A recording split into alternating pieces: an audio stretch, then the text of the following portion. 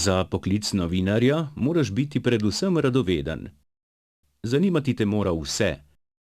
Če si radoveden in želiš poiskati odgovore, potem si že na pravi poti. Drugi del pa je, da moraš znati ljudem svoje ugotovitve predstaviti. Seveda pa se ne smeš bati kamere. Če se vam zdi obraz Valerije Škof znan, se ne motite. Prvič je na nacionalni televiziji nastopila že pred 20 leti kot napovedovalka oddaje Prisluhnimo, tišini.